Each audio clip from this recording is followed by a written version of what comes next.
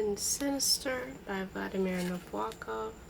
This is an old copy, so the front and back cover broke. They had like a plasticky thing on the outside.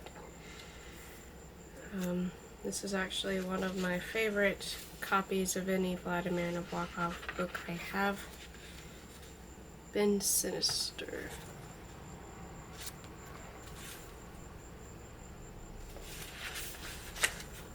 Been Sinister.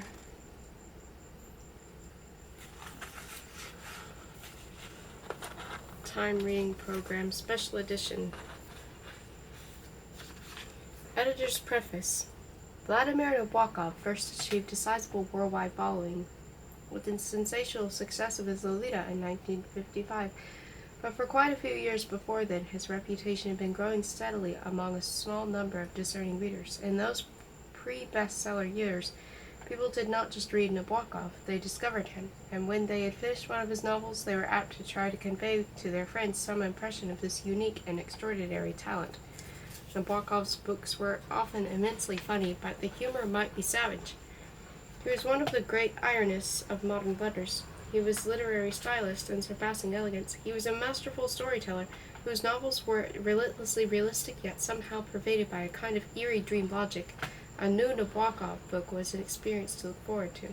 Been Sinister, one of the early works, was published in 1947. Like the others, it has had its own little band of enthusiasts for all these years, and it seems safe to say that most of them felt that they understood the book had missed a few of its nuances. With this special edition, however, it develops that the novel is laced with hitherto unsuspected inside jokes, word games, hidden puns, and outrageous and delightful wordplays that give the work an entirely new dimension even for its old friends. The key to the secret as opposed to the public, Been Sinister, is supplied by the author himself in a provocative new introduction to this Time Reading Program edition. In his guide to the novel, Nabokov denies firmly that the book contains a message or has social significance, or even that it is what the word calls serious literature, even though he does acknowledge the existence of some fairly substantial themes. Actually, this novel is in some respects more like a poem or an abstract painting than a novel of ideas. The ideas that went into this particular work of art, he suggests, were personal rather than public ideas, and they are presented in a strictly personal fashion, i.e. they have often involved the author's own word associations, remembered images, and private allusions. It is always a bit hard to say whether Nabokov is spoofing. He is one of the few writers around who may be joshing the reader at the same time that he is passionately serious. It is this intensely private nature of his idea structures that explains why his novels so often seem to others, those not in on his associations, to have that dream logic quality. Been Sinister is a splendid introduction to Nabokov's talents, which include to a marked degree the ability to tell a story well. Ostensibly, the novel tells of the rise of a new one-party government in a small, apparently European country in a turbulent period something like the present. Two figures dominate the story. One is Professor Adam Krug, his country's greatest philosopher, and indeed the only one of his citizens who has attained any worldwide eminence. The other is Paduk, the new dictator and head of the party of the average man.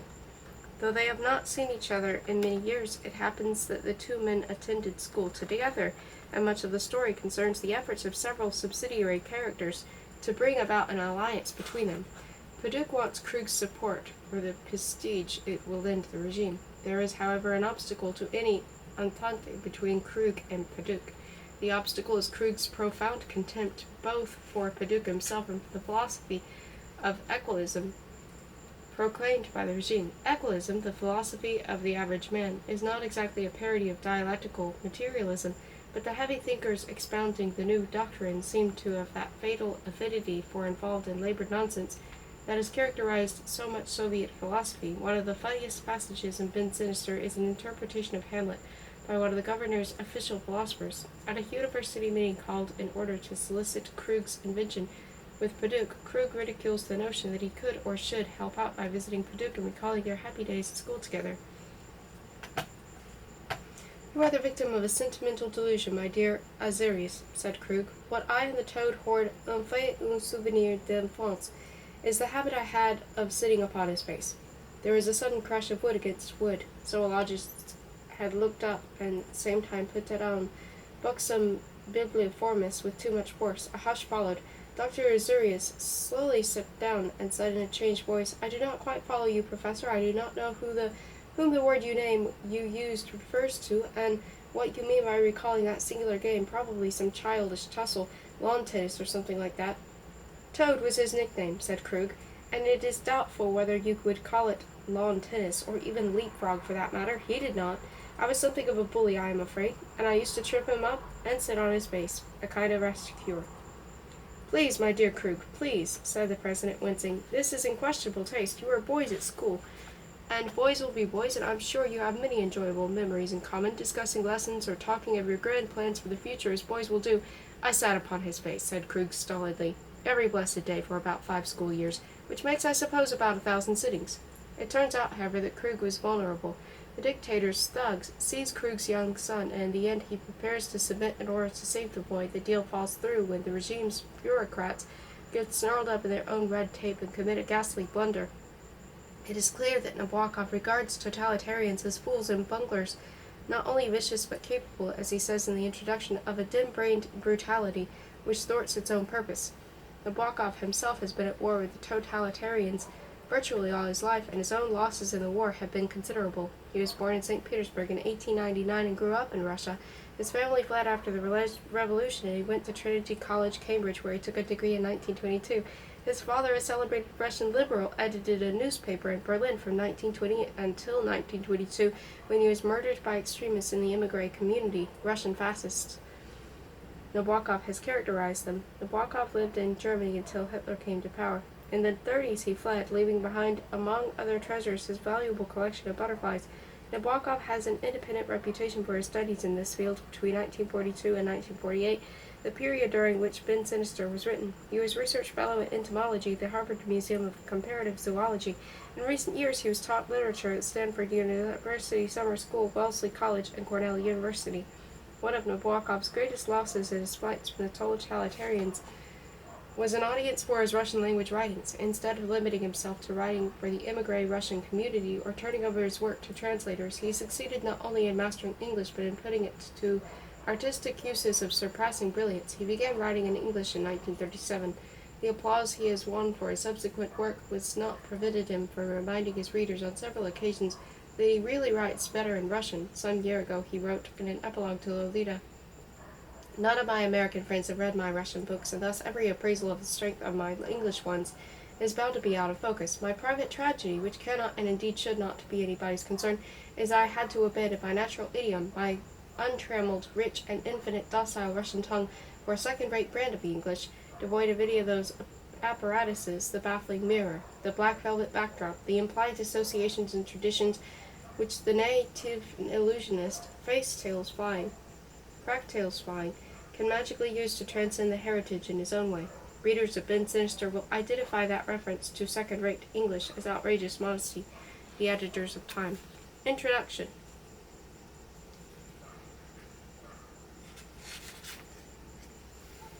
Sinister was the first novel I wrote in America, and that was half a dozen years after she and I had adopted each other. The greater part of the book was composed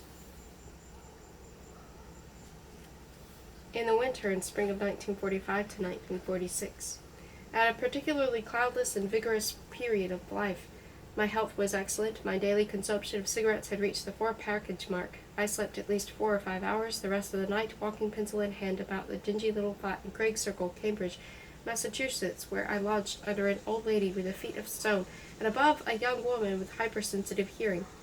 Every day, including Sundays, I would spend up to 10 hours studying the structure of certain butterflies in the laboratorial paradise of the Harvard Museum of Comparative Zoology, but 3 times a week I stayed there only until noon, and then tore myself away from microscope and camera lucida to travel to Wellesley by tram and bus, by subway and trailway, where I taught college girls Russian grammar and literature.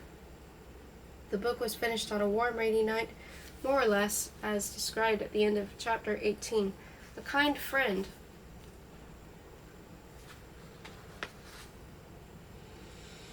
Edmund Wilson read the typescript and recommended the book to Alan Tate, who had Holt published it in 1947. I was deeply immersed in other labors, but nonetheless managed to discern the dull thud it made. Praises, as far as I can recall, rang out only in two weeklies, Time and the New Yorker, I think. The term "bend sinister" means a heraldic bar, or bend, drawn from the left side, and popularly but incorrectly supposed to denote bastardy. This choice of title was an attempt to suggest an outline broken by refraction, a distortion in the mirror of being, a whole turn taken by life, a sinistral and sinister world. The title's drawback is that a solemn reader looking for general ideas or human interest, which is much the same thing, and a novel may be glad to look for them in this one. There exist few things more tedious than a discussion of general ideas inflicted by author or reader upon work of fiction. The purpose of this foreword is not to show that Ben Sinister belongs or does not belong to serious literature, which is a euphemism for the hollow profundity and the ever-welcome commonplace. I have never been interested in what is so-called literature of social comment and journalistic and commercial parlance, great books. I am not sincere, I am not provocative, I am not satirical. I am neither a didactist or an allegorizer. Politics and economics, atomic bombs, primitive and abstract art forms, the entire Orient, symptoms of thaw in Soviet Russia, the future of mankind, and so on, leave me supremely indifferent. And in the case of my invitation to a beheading, with which this book has obvious affinities, automatic comparisons between Ben Sinister and Kafka's creations or Orwell's cliches would go merely to prove that the automaton could not have read either the great German writer nor the mediocre English one. Similarly, the influence of my epoch on the present book is as negligible as the influence of my books, or at least of this book, on my epoch. There can be distinguished, no doubt, certain reflections in the glass directly caused by the idiotic and despicable regimes which we all know and have brushed against me in the course of my life, worlds of tyranny and torture, of fascists and Bolshevists, of Philistine thinkers and jackbooted baboons. No doubt, too, without those infamous models before me, I could not have interlarded this fantasy with bits of Lenin speeches and a chunk of the Soviet Constitution and gobs of Nazist pseudo-efficiency. While the system of holding people in hostage is as old as the oldest war, a fresher note is introduced when a tyrannic state is at war with its own subjects and may hold any citizen in hostage with no law to restrain it. An even more recent improvement is the subtle use of what I shall term the lever of love, the diabolical method applied so successfully by the Soviets of trying a rebel to his wretched country by his own twisted heartstrings. It is noteworthy, however, that in Ben Sinister, Paduk's still young police state, where a certain dull-wittedness is a national trait of the people, augmenting thereby the possibilities of muddling and bungling so typical, thank God, of all tyrannies, lags behind actual regimes in successfully working his lever of love, for which at first I rather haphazardly gropes, losing time on the needless persecution of Krug's friends, and only by chance realizing in Chapter 15 that by grabbing his little child one would force him to do whatever one wished. The story in Ben Sinister is not really about life and death in a grotesque police state. My characters are not types, not carriers for this or that idea. Baduk, the abject dictator, and Krug's former schoolmate, regularly tormented by the boys, regularly caressed by the school janitor, Dr. Alexander, the government's agent, the ineffable Hustav, Icy Christelsen, and hapless Kolotishikov, the three Bolshevin sisters, the partial policeman Mac, and the brutal imbecile soldiers. All of them are only absurd mirages, illusions oppressive to Krug during his brief spell of being, but harmlessly fading away when I dismiss the cast. The main theme of Ben Sinister, then, is the beating of Krug's loving heart, the torture of an intense tenderness is subjected to, and it is for the sake of the pages about David and his father the book was written and should be read. Two other themes accompany the main one, the theme of dim-brained brutality, which thwarts its own purpose by destroying the right child and keeping the wrong one, and the theme of Krug's blessed madness, which he suddenly perceives the simple reality of things, and knows but cannot express in the words of his world, that he and his son and his wife and everybody else are merely my whims and megrims. Is there any judgment on my part carried out, any sentence pronounced, any satisfaction given to the moral sense?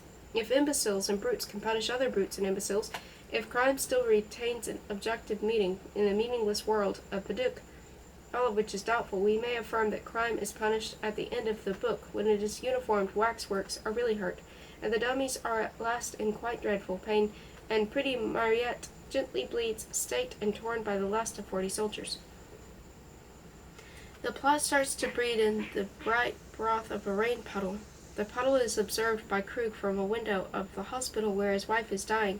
The oblong pool shaped like a cell that is about to divide reappears subthematically throughout the novel as an ink blot in Chapter 4, an ink stain in Chapter 5, spilled milk in Chapter 11, and an infusoria-like image of scintillated.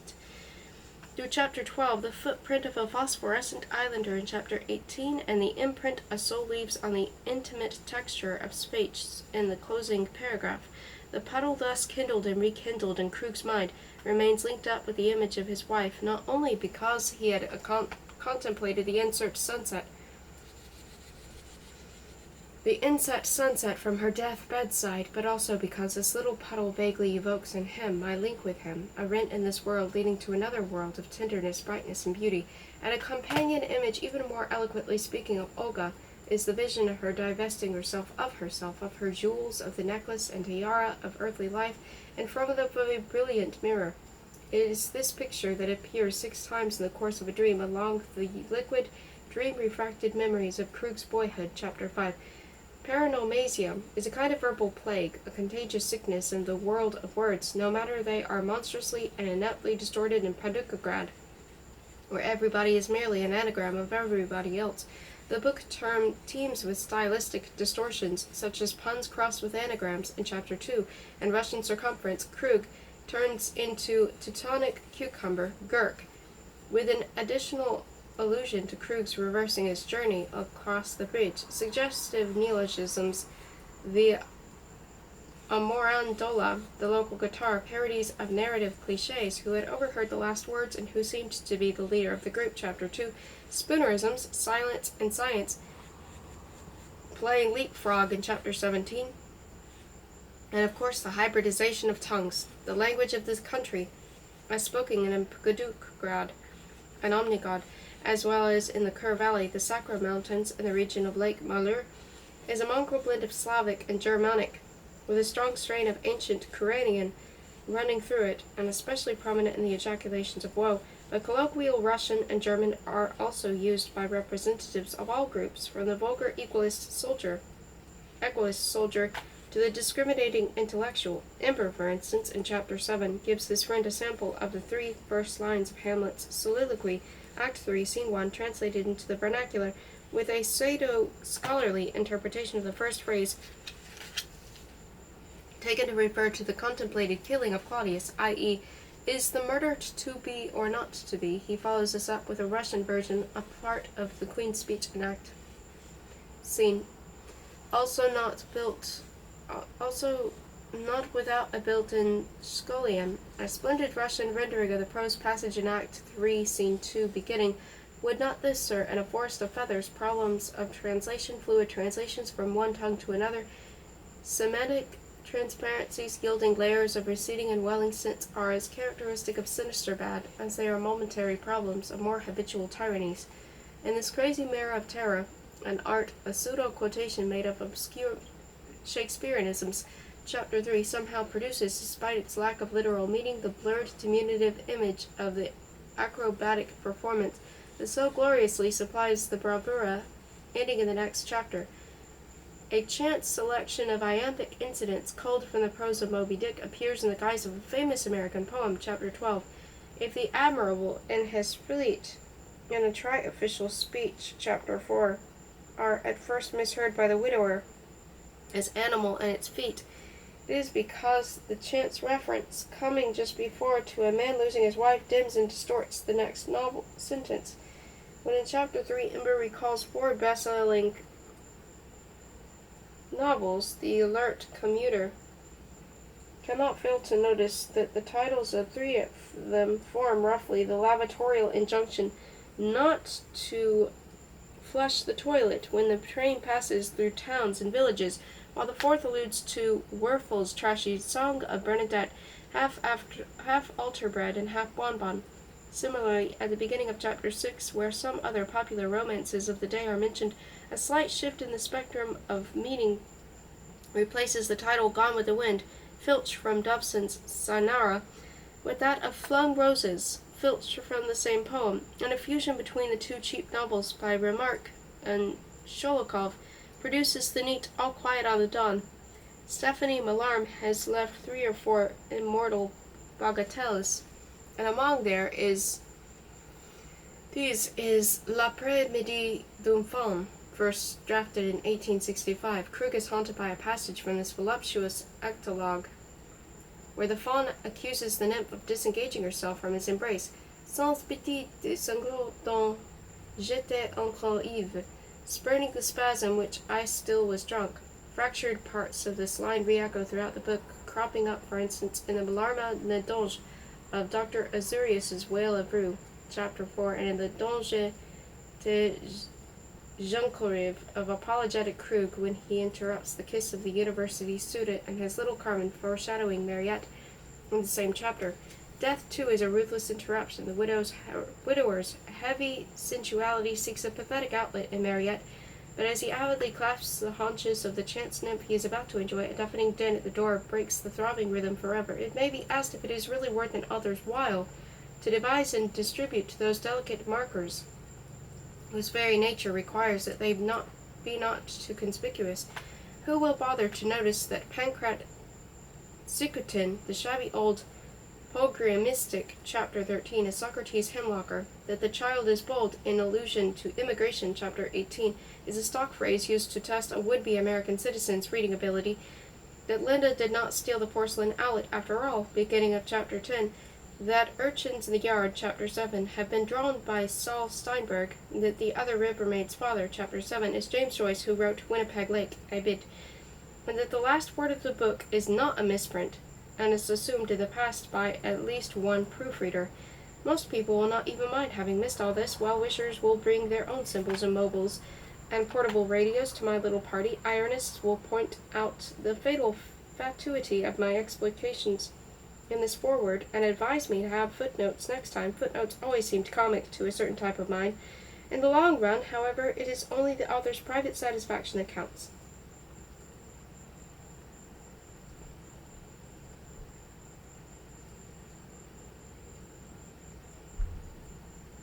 I reread my books rarely, and then only for the utilitarian purpose of controlling a translation or checking a new edition, but when I do go through them again, what pleases me most is the wayside murmur of this or that hidden theme. Thus, in the second paragraph of chapter 5 comes the first intimation that someone is in the know, a mysterious intruder who takes advantage of Krug's dream to convey his own peculiar code message. The intruder is not the Viennese quack. All my books should be stamped Freudians, keep out. But an anthropomorphic deity impersonated by me. In the last chapter of the book, this deity experiences a pang of pity for his creature and hastens to take over. Krug, in a sudden moonburst of madness, understands that he is in good hands. Nothing on earth really matters, there is nothing to fear, and death is but a question of style. A mere literary device, a musical resolution.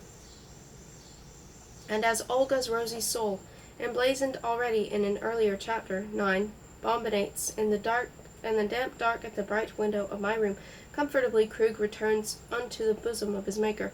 September 9, 1963, Montreux, Vladimir Nabokov.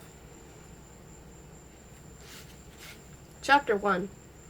An oblong puddle inset at the coarse asphalt, like a fancy footprint filled to the brim with quicksilver, like a spatulate hole through which you can see the nether sky, surrounded, I note, by a diffuse tentacled black dampness, where some dull dead leaves have stuck, drowned, I should say, before the puddle is shrunk to its present size. It lies in shadow, but contains a sample of the brightness beyond, where there are trees and 2 houses. Look closer. Yes, it reflects a portion of pale blue sky, mild infantile shade of blue. Taste the milk in my mouth, because I had a mug of that color 35 years ago.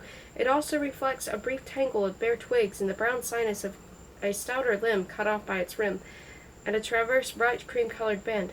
You have dropped something. This is yours. Creamy house in the sunshine beyond. When the November wind has its recurrent icy spasm, a rudimentary vortex of ripples creates the brightness of the puddle. 2 leaves, 2 Triskelions, like two shuddering three-legged bathers coming at a run for a swim, are borne by their impetus right into the middle, where, with a sudden slowdown, they float quite flat. 20 minutes past 4, view from a hospital window. November trees, poplars, I imagine, 2 of them growing straight out of the asphalt, all of them in the cold, bright sun, bright, richly furrowed bark, and an intricate sweep of numberless burnished bare twigs, old gold, because getting more of the falsely mellow sun in the higher air. Their immobility is in contrast with the spasmodic ruffling of the insect reflection, for the visible emotion of a tree is the mass of its leaves, and there remain hardly more than 37 or so here and there on one side of the tree. They just flicker a little, of neutral tint, but burnished by the sun the same icon-tint as the intricate trillions of twigs, swooning blue of the sky crossed by pale, motionless, superimposed cloud wisps. The operation has not been successful, and my wife will die. Beyond a low flint, in the sun, in bright starkness, a slaty house front has for a frame 2 cream-colored lateral pilasters and a broad, blank, unthinking cornice, the frosting of a shop-worn cake. Windows look black by day. 13 of them, white lattice, green shutters, all very clear, but the day will not last. Something is moved in the blackness of one window.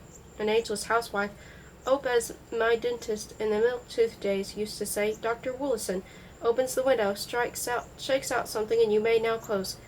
The other house, to the right, beyond a jutting garage, is quite golden now. The many-limbed poplars cast their alembic ascending shadow bands upon it, in between their own burnished, black-shaded, spreading and curving limbs.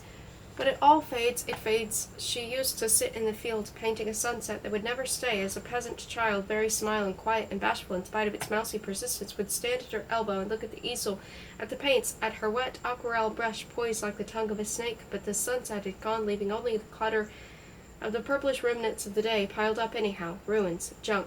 The dappled surface of that other house, crossed by an outer stairway, and the dormer window to which this leads, is now as bright as the puddle was, for the latter is now changed to a dull liquid white, traversed by dead black, so that it looks like an achromatic copy of the painting previously seen.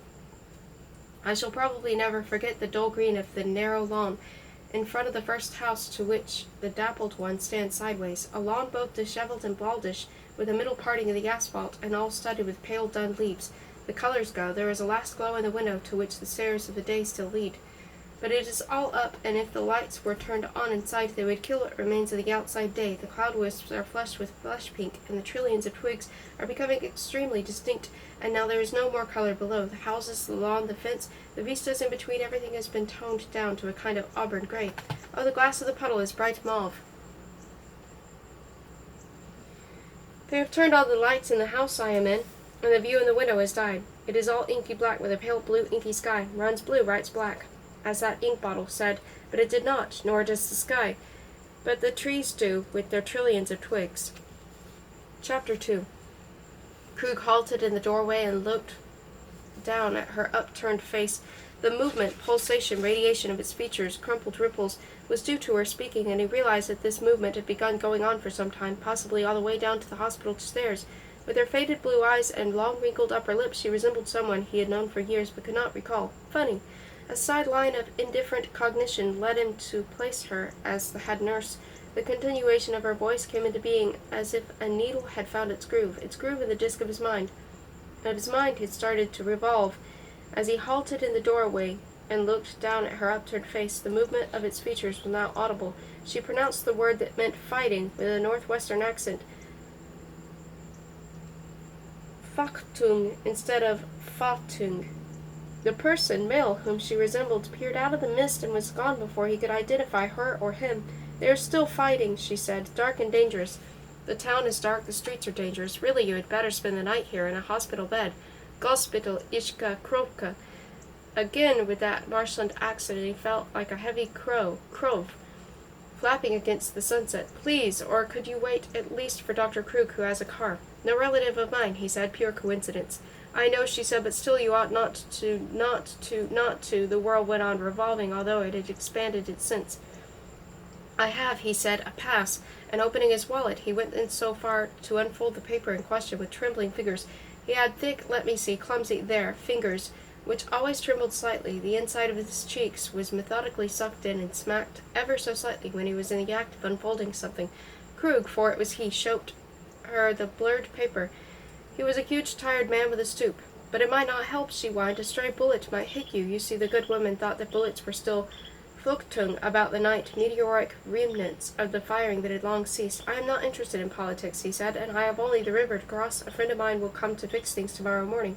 He patted her on the elbow and went on his way. He yielded, with what pleasure there was in the act, to the soft warm pressure of tears. The sense of relief did not last, for as soon as he let them flow, they became atrociously hot and abundant, so as to interfere with his eyesight and respiration. He walked through a spasmodic fog down the cobbled omnigod lane towards the embankment. Tried clearing his throat, but it merely led to another gasping sob. He was sorry now that he had yielded to that temptation, for he could not stop yielding, and the throbbing man in him was soaked. As usual, he discriminated between the throbbing one and the one that looked on with concern, with sympathy, with a sigh, with one bland surprise. This was the last stronghold of the dualism he abhorred. The square root of I is I. Footnotes, forget-me-nots, a stranger quietly watching the torrents of local grief from the abstract blank. A familiar figure, albeit anonymous and aloof. He saw me crying when I was 10 and led me to a looking-glass in an unused room, with an empty parrot cage in the corner, so that I might study my dissolving face. He has listened to me with raised eyebrows, and when I said things which I had no business to say, in every mask I tried on, there were slits for his eyes, even at the very moment when I was rocked by the convulsion men value most. My savior, my witness, and now Crew reached for his handkerchief, which was a dim white blob, somewhere in the depths of his private night. Having at last crept out of a labyrinth of pockets, he mopped and wiped the dark sky and amorphous houses, and then he saw he was nearing the bridge. On other nights it used to be a line of lights with a certain lilt, a metrical incandescence with every foot rescanned and prolonged by reflections in the black, snaky water. This night there was only a diffused glow, with Neptune of granite loomed upon a square rock, with a rock continued as a parapet, which parapet was lost in the mist. As Krug, trudging steadily, approached, 2 echoless soldiers barred his way. More were lurking around, and when a lantern moved, nightwise, to check him, he noticed a little man dressed in a missionnaire, petty bourgeois, standing on the folded arms and smiling a sickly smile. The 2 soldiers, both oddly enough, had pock-marked faces, were asking Krug understood for his Krug's papers. While he was fumbling for the past, they bade him hurry and mentioned a brief love affair they had had, or would have, or invited him to have with his mother. I doubt, said Krug, as he went through his pockets, whether these fancies which are bred maggot-like from ancient taboos could really be transformed into acts, and this for various reasons. Here it is. It almost wandered away while I was talking to the orphan, the nurse. They grabbed it as if it had been a 100-kroon note. While they were subjecting the past to an intense examination, he blew his nose and slowly put back his handkerchief into the left-hand pocket of his overcoat, but on second thought transferred it to his right-hand trouser pocket. What's this? Asked the fatter of the 2, marking a word with the nail and thumb he was pressing against the paper. Krug, holding his reading spectacles to his eyes, peered over the man's hand. University, he said, place where things are taught, nothing very important. Know this, said the soldier. Oh, philosophy you know, when you try to imagine a marrock, a small pink potato, without the least reference to any you have eaten, or will eat. He gestured vaguely with his glasses, and then slipped them into their lecture hall nook, vest pocket. What's your bestness? Why are you loafing near the bridge? Asked the fat soldier, while his companion tried to decipher the permit in his turn. Everything can be explained, said Krug. For the last 10 days or so I have been going to the Princeton Hospital every morning, a private matter. Yesterday my friends got me this document because they foresaw the bridge would be guarded after dark. My home is on the south side. I am returning much later than usual. Patient or doctor? Asked the thinner soldier. Let me read you what this little paper is meant to convey, said Krug, stretching out a helpful hand. Read on while I hold it, said the thin one, holding it upside down. Inversion, said Krug, does not trouble me, but I need my glasses. He went through the familiar nightmare of overcoat, coat, trouser pockets, and found an empty spectacle case. He was about to resume his search. Hands up, said the fatter soldier with hysterical suddenness. Krug obeyed, holding the case heavenward. The left part of the moon was so strongly shaded as to be almost invisible in the pool of clear but dark ether across which it seemed to be swiftly floating, an illusion due to the moonward movement of some small chinchilla clouds. Its right part, however, a somewhat porous but thoroughly tail-powdered edge or cheek, was vividly illumined by the artificial-looking blaze of an invisible sun. The whole effect was remarkable. The soldiers searched him. They found an empty flask which quite recently had contained a pint of brandy. Although a burly man, Krug was ticklish, and he uttered little grunts and squirmed slightly as they rudely investigated his ribs. Something jumped and dropped with a grasshopper's click. They had located the glasses. "All right," said the fat soldier. "Pick them up, you old fool." Krug stopped, groped, sidestepped, and there was a horrible scrunch under the toe of his heavy shoe. "Dear, dear, this is a singular position," he said, "for now there is not much to choose between my physical illiteracy and your mental one." "We are going to arrest you," said the fat soldier. "It will put an end to your clowning, and you old drunkard, and when we get fed up with guarding you, we'll chuck you into the water and shoot you while you drown." Another soldier came up idly, juggling with a flashlight, and again Krug had a glimpse of a pale-faced little man standing apart and smiling. "I want some fun, too," the third soldier said. "Well, well," said Krug. "Fancy seeing you here. How is your cousin, the gardener?" The newcomer, an ugly, ruddy-cheeked country lad, looked at Krug blankly and then pointed to the fat soldier. "It is his cousin, not mine." "Yes, of course," said Krug quickly. "Exactly what I meant. How is he, that gentle gardener? Has he recovered the use of his left leg?" "We have not seen each other for some time," answered the fat soldier moodily. "He lives in Bervok." "A fine fellow," said Krug. "We are also sorry when he fell into that gravel pit. Tell him, since he exists, that Professor Krug often recalls the talks we had over a jug of cider. Anyone can create the future, but only a wise man can create the past. Grand apples in Bervok."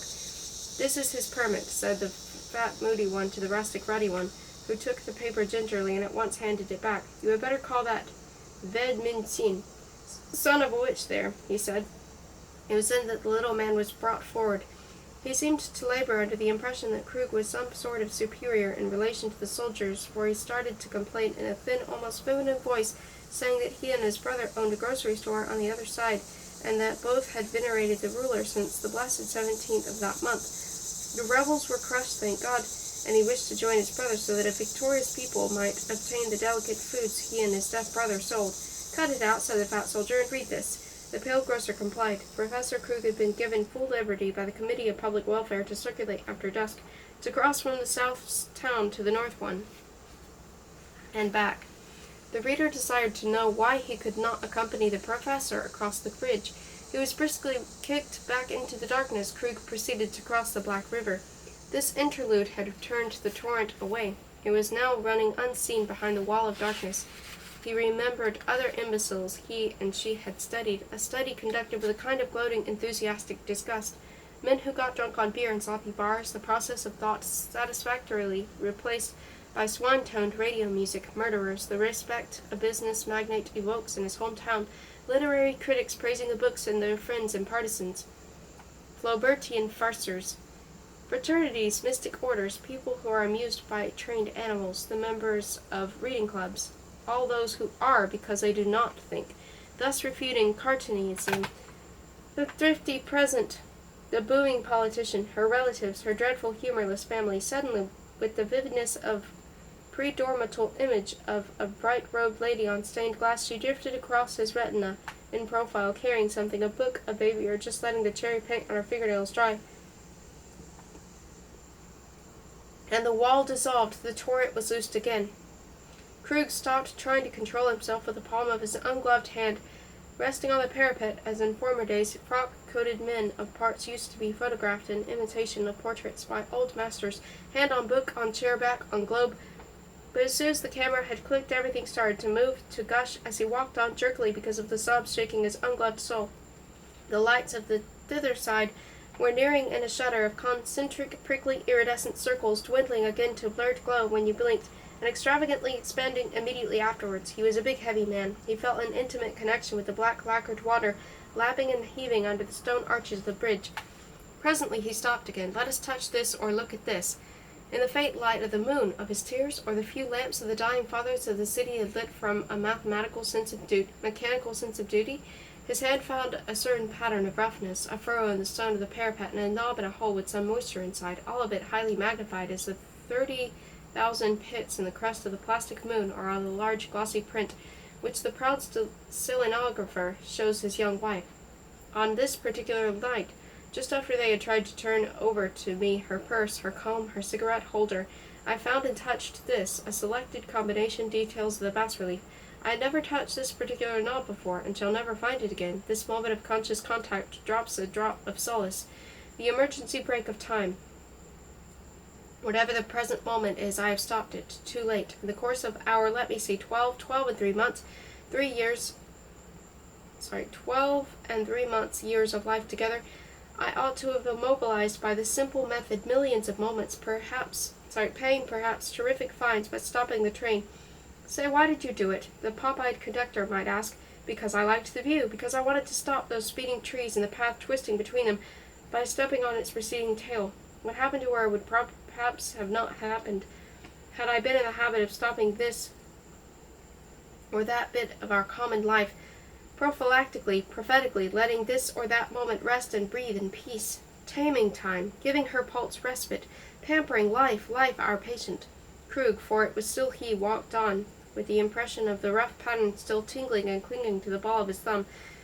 The end of the bridge was brighter. The soldiers who bade him halt looked livelier, better shaven, wore neater uniforms. There was also more of them, and more nocturnal travelers had been held up.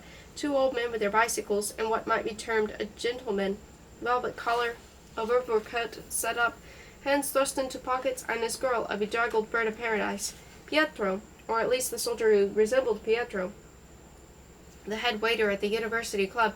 Pietro the soldier examined Krug's pass and said in cultured accents, I failed to understand, Professor, what enabled you to effect the crossing of the bridge. You had no right whatever to do so, since this pass has not been signed by my colleagues of the North Side Guard. I am afraid you must go back and have it done by them according to the emergency regulations. Otherwise, I cannot let you enter the south side of the city. Je regrette, but a law is a law. Quite true, said Krug. Unfortunately, they are unable to read, let alone write. This does not concern us, said the bland, grave, handsome Pietro, and his companions nodded in grave, judicious assent. No, I cannot let you pass unless, I repeat, your identity and innocence are guaranteed by the signature of the opposite sentry. But cannot we turn the bridge the other way around, so to speak, said Krug patiently. I mean, give it a full turn. You sign the permits of those who cross over from the south side to the north one, don't you? Well, let us reverse the process. Sign this valuable paper and suffer me to go to my bed in Paragon Lane. Pietro shook his head. I do not follow you, Professor. We have exterminated the enemy. Aye, we have crushed him under our heels, but 1 or 2 Hydra heads are still alive, and we cannot take any chances. In a week or so, Professor, I can assure you that the city would go back to normal conditions. Isn't that a promise, lads? Pietro added, turning to the other soldiers, who assented eagerly, their honest, intelligent faces lit up by that civic ardor which transfigures even the plainest man. I appeal to your imagination, said Krug. Imagine I was going the other way. In fact, I was going to other way with this morning, when the bridge was not guarded. To place sentries only at nightfall is a very conventional notion, but let it pass. Let me pass, too. Not unless this paper is signed, said Pietro, and turned away. Aren't you lowering to a considerable extent the standards by which the function, if any, of the human brain is judged? Rumbled Krug. Hush, hush, said another soldier, putting his finger to his cleaved lip, and then quickly pointing at Pietro's broad back. Hush, Pietro is perfectly right. Go. Yes, go, said Pietro, who had overheard the last words, and when you come again with your pass signed and everything in order, think of the inner satisfaction you will feel when we countersign it, and for us, too, it will be a pleasure. The night is still young, and anyway, we should not shirk a certain amount of physical exertion if we want to be worthy of our ruler. Go, Professor. Pietro looked at the 2 bearded old men patiently gripping their bicycle handles, their knuckles white in the lamplight, their lost dog eyes watching him intently. You may go too, said the generous fellow. With an alacrity that was an odd contrast with their advanced age and spindle legs, the bearded ones jumped upon their mounts and pedaled off, wobbling in their eagerness to get away and exchanging rapid, guttural remarks. What were they discussing? The pedigree of their bicycles? The price of some special make? The condition of the racetrack? Were their cries exclamations of encouragement? Friendly taunts? Did they banter the ball of a joke seen years before in the Simplicissimus or the Stracosa? As one always desires to find out what people who ride by are saying to each other, Krug walked as fast as he could. Clouds had masked our silicious satellite. Somewhere near the middle of the bridge, he overtook the grizzled cyclists. Both were inspecting the anal ruby of one of the bicycles. The other lay on its side like a stricken horse with a half-raised sad head. He walked fast and held past his fist. What would happen if I threw it into the Kur? Doomed to walk back and forth on a bridge which he ceased to be one, since neither bank is really attainable. Not a bridge, but an hourglass which somebody keeps reversing, with me, the fluent fine sand, inside. Or the grass stalk you pick with an ant running up it, and then you turn the stalk upside down the moment it gets to the tip, which becomes the pit. And the poor little fool repeats his performance. The old men overtook him in their turn, clattering lickety-split through the mist, gallantly galloping, goading their old black horses with blood-red spurs. "'Tis I again," said Krug, as his slovenly friends clustered around him. "You forgot to sign my pass. Here it is. Let us get it over with promptly. Scrawl a cross or a telephone booth curlicue or a gammon something. I dare not hope that you have one of those stamping affairs at hand." While still speaking, he realized that they did not recognize him at all. They looked at his pass, they shrugged their shoulders as if ridding themselves of the burden of knowledge. They even scratched their heads, a quaint method used in that country because supposed to prompt a richer flow of blood to the cells of thought. "Do you live on the bridge?" asked the fat soldier. "No," said Krug. "Do try to understand. C'est simple comme vous, as Pietro would say. They sent me back because they have no evidence that you let me pass. From a formal point of view, I am not on the bridge at all." "He may have climbed up from a barge," said a dubious voice. "No, no," said Krug. "I am not bargy. You still do not understand. I am going to put it as simply as possible. They of the solar side saw heliocentrically what you Tellurians saw geocentrically, and unless these two aspects are somehow combined, I, the visualized object, must keep shuttling in the universal night." "It is a man who knows Gurk's cousin," cried one of the soldiers in a burst of recognition. "Ah, excellent," said Krug, much relieved. "I was forgetting the gentle gardener. So one point settled. Now come on, do something." The pale grocer stepped forward and said, "I have a suggestion to make. I sign his, he signs mine, and we both cross." Somebody was about to cuff him, but the fat soldier, who seemed to be the leader of the group, intervened and remarked that it was a sensible idea. "Lend me your back," said the grocer to Krug, and hastily unscrewing his fountain pen, he proceeded to press the paper against Krug's left shoulder blade. "What name shall I put, brothers?" he asked of the soldiers. They shuffled and nudged each other, none of them willing to disclose a cherished incognito. "Put Gurk," said the bravest, asked, pointing to the fat soldier. "Shall I?" asked the grocer, turning nimbly to Gurk. They got his consent after a little coaxing. Having dealt with Krug's pass, the grocer in his turn stood before Krug, leapfrog, or the admiral in his cocked hat, resting the telescope on the young sailor's shoulder, the gray horizon going seesaw, a white gull veering, but no land in sight. "I hope," said Krug, "that I will be able to do it as nicely as I would if I had my glasses. On the dotted line it will not be. Your pen is hard, your back is soft, cucumber, blot it with a branding iron." Both papers were passed around and bashfully approved of. Krug and the grocer started walking across the bridge. At least Krug walked. His little companion expressed his delicious joy by running in circles around Krug. He ran in widening circles and imitated a railway engine. Chug, chug, his elbows pressed to his ribs, his feet moving almost together, taking small, firm, staccato steps with knees slightly bent. Parody of a child. My child. "Stoy! Chort! Stop! Curse you!" cried Krug, for the first time that night using his real voice. The grocer ended in his gyrations by a spiral that brought him back into Krug's orbit, whereupon he fell with the lighter's stride and walked beside him, chatting airily. "I must apologize," he said, "for my demeanor, but I am sure you feel the same as I do. This has been quite an ordeal. I thought they would never let me go, and those allusions to strangling and drowning were a bit tactless. Nice boys, I admit, hearts of gold, but uncivilized, their only defect, really. Otherwise, I agree with you, they are grand. While I was standing, this is the 4th lamp-post, and the 1/10 of the bridge. Few of them are alight. My brother, who is practically stone deaf, has a store on Emerald Avenue. In fact, we are partners, but I have a little business on my own which keeps me away most of the time. In view of the present events, he needs my help, as we all do. You might think lamppost number 10, but I look at it this way. Of course, our ruler is a great man, a genius, a one-man-in-a-century man, but the kind of boss people like you and me have always been wanting. But he is bitter. He is bitter because for the last 10 years our so-called liberal government has kept hounding him, torturing him, clapping him into jail for every word he said.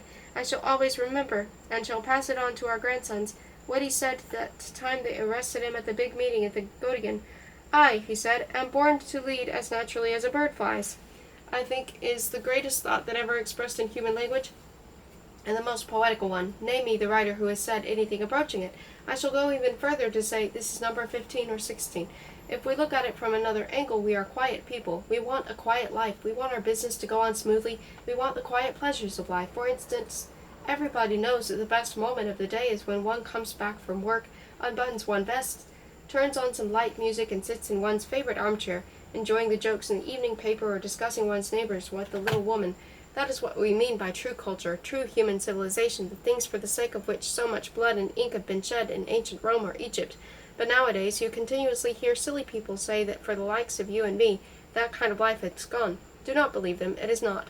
And not only has it not gone, are there more than 40? There must be at least half of the bridge. Shall I tell you what has really been going on all those years? Well, firstly, we were made to pay impossible taxes. Secondly, all those parliament members and the ministers of state whom we never saw or heard kept drinking more and more champagne and sleeping with fatter and fatter whores. That is what they call liberty. And what happened in the meantime? Somewhere deep in the woods, a log cabin. The ruler was writing his manifestos like a tracked beast, the things they did to his followers. I have even heard dreadful stories from my brother-in-law, who has belonged to the party since his youth. He is certainly the brainiest man I have ever met, so you see, no less than half.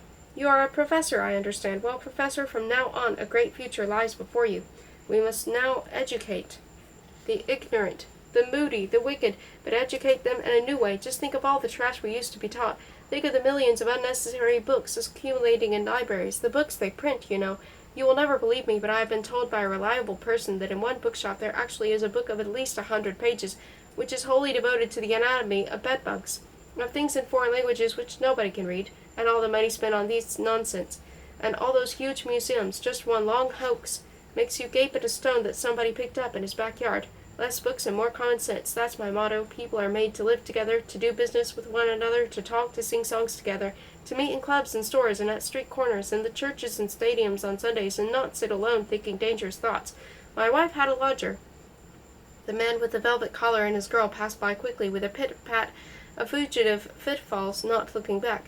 Change it all. You will teach young people to count, to spell, to tie a parcel, to be tidy and polite, to take a bath every Saturday, to speak to prospective buyers, thousands of necessary things, all the things that make sense to all people alike. I wish I was a teacher myself, because I maintain that every man, no matter how humble, the last gabberloon, the last, if all were alike, I should not have got so confused, for which I paid a ridiculous fine, and now it is the state that will help me along with my business. It will be there to control my earnings, and what does that mean? It means that my brother-in-law, who belongs to the party and now sits in a big office, if you please, at a glass-topped writing desk, will help me in every possible way to get my accounts straight. I shall make much more than I ever did, because from now on we'll all belong to one happy community. It is all in the family now, one huge family, all linked up, all snug and no questions asked, because every man has some kind of relative in the party. My sister says how sorry she is, and that our old father is no more, he who is so afraid in bloodshed. Greatly exaggerated. What I say is that the sooner we shoot the smart fellows who raise hell, because a few dirty anti-equalists at last got what was coming to him. This is the end of the bridge, and lo, there is no one to greet us. Krug was perfectly right. The south side guards had deserted their post, and only the shadow of Neptune's twin brother, a compact shadow that looked like a sentinel but was not one, remained as a reminder of those that had gone. True, some paces ahead in the embankment, 3 or 4 possibly uniformed men smoking 2 or 3 glowing cigarettes, relaxed on a bench while a 7-stringed amorondala was being discreetly romantically thumbed in the dark, but they did not challenge Krug and his delightful companion, nor indeed pay any attention to them as the two passed.